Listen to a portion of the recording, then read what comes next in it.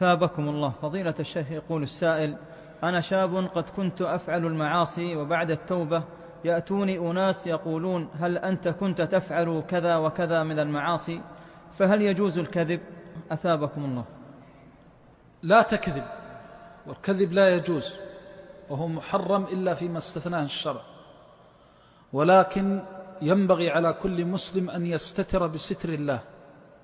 وعلى هؤلاء قل لهم أن يتقوا الله عز وجل وأن لا يعودوا بعد اليوم إلى سؤالك عما كنت تفعل، فليس هناك أحد رقيب على الناس، فإن الله يخاطب خيرته من خلقه ويقول له: لست عليهم بمسيطر. وقال: وما أنت عليهم بحفيظ، عليك نفسك فاشتغل بمعايبها ودع عيوب الناس للناس، فلسنا مسؤولون عن ذنوب الناس ولا عما كانوا يفعلون.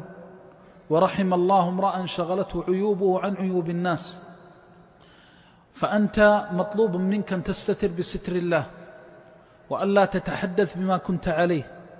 وأما ما كان يفعله الصحابة في الجاهلية فهذا في الجاهلية، وحال الناس اليوم أنهم على الإسلام ولكن تكون منهم المعاصي، فهم باقون على الأصل في المسلم أنه يستر نفسه بستر الله. والعبد إذا فعل المعصية واستتر بستر الله ستره الله في الدنيا والآخرة. ومنه حديث النجوى، ولذلك بين النبي صلى الله عليه وسلم فقال: كل أمتي معافى إلا المجاهرون، فبين أن الجهر بالمعصية أنه زوال للعافية، فالتزم عافية الله، وخذها قاعدة أن ما بينك وبين الله لا يتسلط عليه أحد، فأنت عبد لربك ولست بعبد للناس.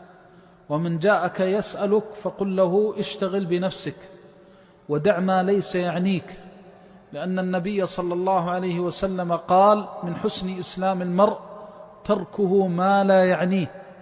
فهذا لا يعني الناس، وليس من حقهم أن يبحثوا عن ذلك ولا أن يسألوا عنه.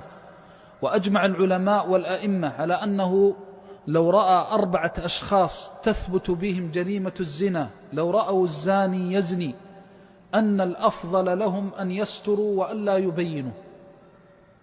وهذا بإجماع العلماء، لأن الشريعة مبنية على الستر، وأئمة العلم ودواوين العلم والقضاة يعلمون هذا، أن هذا هو هدي الشرع. فالفضائح ونشر الفضائح ونشر الرذائل، والبعض يأتي ويتحدث عما كان يفعل وعما كان يفعل، فهذا مخالف للشرع، مخالف لنصوص الكتاب والسنة. فالشريعة ليست بشريعة فضيحة، وما كان الإنسان يفعله في ماضيه فإنه يحمد الله عز وجل أن سلمه منه، ولا يذكره إلا تائبا أو راغبا في رحمة الله عز وجل. أما أن يتحدث بذلك، أما ما يقوله البعض إن هذا يدعو البعض للاستقامة والخير، فنقول لهؤلاء: اتقوا الله في أنفسكم، واعلموا أن الذي يهدي الناس ويدلهم إلى الخير إنما هو كتاب الله وسنة النبي صلى الله عليه وسلم، وتذكير الناس بالوحي، وليس بالفضائح والقبائح والرذائل وسفاسف الأمور. كنت أفعل وكنت أفعل، حتى إني رأيت شابا ذات مرة قال لي يسألني وهو لا يدري أن عندي علما، فقال لي: إني أرى أمرا عجبا وأرى في سيمك الخير فأريد أن أسألك. قلت له: خير. قال: سمعت رجلا يقول كنت أفعل وكنت أفعل، وهو يعظ الناس. قال: فوقع في نفسي، وأخشى أن يكون وقع في العامة من غيري، أنه ما عليه من شيء إلا أن يفعل الذي يفعل ثم يرجع مرة ثانية. وهذا يزري بأهل العلم ويزري بالداعية ويزري بالخير، فإن الإسلام ما جرى على هذا، ما جرى إلا على الستر. وأما مسألة أن نحتاج للدعوة، أبدا ما نحتاج للدعوة. وما جاء عمر رضي الله عنه، أبو بكر وعمر والصحابة رضي الله عنهم يقولون كنا نفعل، والله تعالى يقول للنبي: ألم ووجدك ضالا فهدى. فينبغي للإنسان أن يعلم هذا، أن لسنا بحاجة أن نذكر ما كان وما حصل، إنما المنبغي علينا أن نضع الجنة والنار أمام أعيننا، وأن نمشي في صراط الله على الوجه الذي يرضي ربنا، وأن نمضي في عهدنا بيننا وبين الله أن نستقيم إلى لقائه، وأن نثبت على طاعته ومحبته ومرضاته، وإيانا والخوض في مثل هذه الأمور. ولذلك نسأل الله السلامة والعافية، حتى إن البعض إذا هتك ستر الله عليه تحدث الناس بعد ذلك فاكتوى بنار ما كان يفعل. ومن هنا أخي أوصيك بأمرين: بالنسبة لك لا تتكلم، واستتر بستر الله، حتى إن ماعز رضي الله عنه لما اعترف كما في الصحيح وأقر 4 مرات رده النبي صلى الله عليه وسلم 4 مرات، وهو يقول كما في الصحيح: يا رسول الله إني أصبت حدا فطهرني. قال له: ويحك، كما في رواية مسلم: ارجع فاستغفر الله ثم تب إليه. فرجع غير بعيد ثم قال: يا رسول الله إني أصبت حدا فطهرني. قال: ويحك، ارجع فاستغفر الله ثم تب إليه. فأمره أن يستتر بستر الله. وقد جاء، وهذه رواية حديث بريدة بن الحصيب في مسلم عنه رضي الله عنه وأرضاه.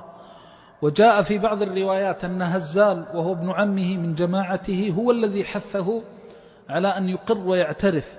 وجاء في رواية السنن أن النبي صلى الله عليه وسلم قال لهزال يعاتبه: هلا سترته بثوبك؟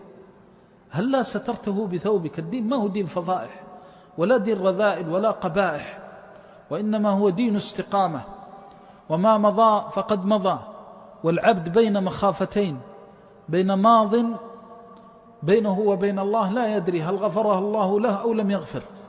فحينما يستديم الخوف من ذنبه الذي كان فيه ويلتزم تذكر هذه المعاصي لينكسر ولا يتكبر ولا يتعالى على الناس في استقامته، ولا يتعالى على الناس في هدايته، ولا يتعالى على الناس في وعظه وتذكيره، فإنه يرجى له الخير.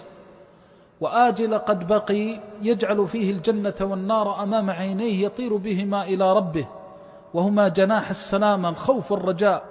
الخوف مما عند الله من العقوبة، والرجاء فيما عند الله من المثوبة. وأسعد الناس من عرف ربه وصدق مع الله فصدق الله معه. فوالله الذي لا إله غيره ولا رب سواه لو حمل العبد ذنوب الدنيا كلها ونصب وجهه للذي فطر السماوات والأرض، ولمن بسط يده بالليل ليتوب مسيء النهار، وأقبل على ربه راغبا تائبا منيبا إليه، لغفر الله له ذنبه ولو يبالي. يا ابن آدم لو بلغت ذنوبك عنان السماء ثم استغفرتني لغفرتها لك ولا أبالي.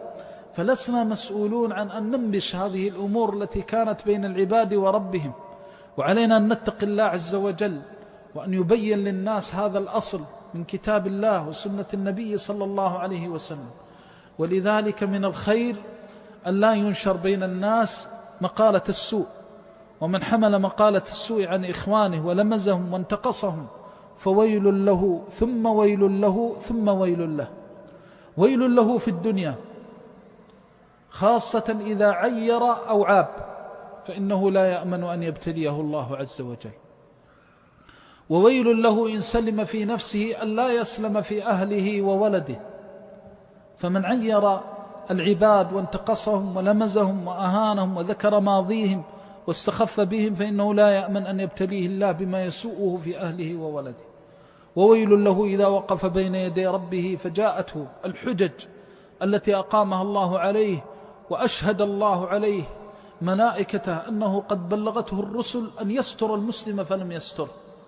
فعلينا أن نتقي الله عز وجل، وأن نجتنب مقالة السوء والنبش عن ماضي الناس وعما كانوا عليه والتحدث بذلك والتندر به والتفكه به أو قصد إهانة الناس به، فهذا كله من البلايا.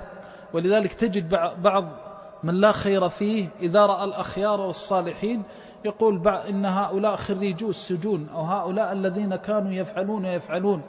فمثل هذه الأمور حينما يأتي الصالحون ويتحدثون بها يعينون أمثال هؤلاء على إساءة الظن بالصالحين.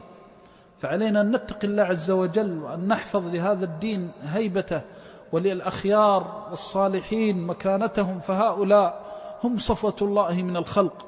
فالذين التزموا بدين الله واستقاموا على طاعة الله أمانة في أعناقنا أن نثبتهم على الطاعة وأن نحببهم فيها وأن نعينهم عليها، وأن نبذل كل الأسباب التي تثبتهم على طاعة الله، وأن ننصح لعامة المسلمين وخاصتهم، ونسأل الله بعزته وجلاله أن يعيننا على ذلك وعلى الإخلاص فيه لوجهه، والله تعالى أعلم.